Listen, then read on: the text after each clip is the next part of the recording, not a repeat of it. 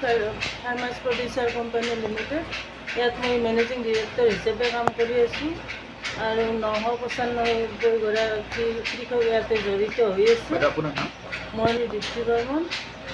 আপুনি গোটেই এফপিচিটো মই এফপিচিটো মানে মেনেজ কৰি আছোঁ আৰু কেনেকুৱা এতিয়া বৰ্তমান কৃষকসকল যিহেতু থলুৱা কৃষকসকলে কেতিয়াবা বজাৰৰ জড়িত হৈ আছে। বহুত মহিলাই আচাৰ বনাই ইয়াতে দিছে, আমি বিক্ৰী কৰিছোঁ। কলাখাৰ পৰ্যন্ত যোগান ধৰিছে। তাৰপিছত নৰসিংহ পাত, ভেদাইলতাৰ গুড়ি, মানিমুনিৰ গুড়ি, মানকচুৰ গুড়ি এইবিলাক আমাৰ মহিলাবিলাকে ইয়াতে দিয়ে। ইয়াৰ পৰা আমি বিক্ৰী কৰোঁ। তেখেতসকলেও লাভৱান হৈছে, আমিও লাভৱান হৈছোঁ।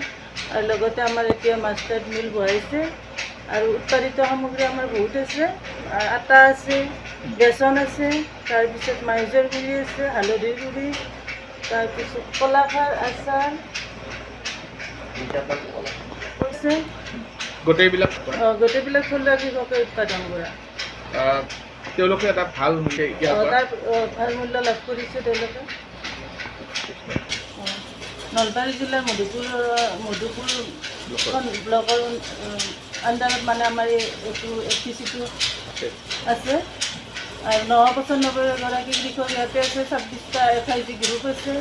29খন ৰেভিনিউ ভিলেজৰ মানুহ ইয়াত জড়িত হৈ আছে আৰু তেওঁলোকে উৎপাদন কৰা সামগ্ৰীখিনি আমাৰ ইয়াত দিয়ে, আমি বিক্ৰী কৰোঁ। তেওঁলোকে তাৰ লাভ পায়, আমিও পাওঁ। সেনেকৈ চলি আছোঁ। কেতিয়াৰ পৰা হৈছে? 21 চনৰ পৰা 2021 ডিচেম্বৰত আমাৰ এইটো স্থাপন হৈছিল। চৰকাৰৰ যিটো পদক্ষেপ 3 বছৰীয়া আছিল আমাৰ, সেইটো এতিয়া শেষ হৈছে। এতিয়া আমি নিজে কৰি আছোঁ।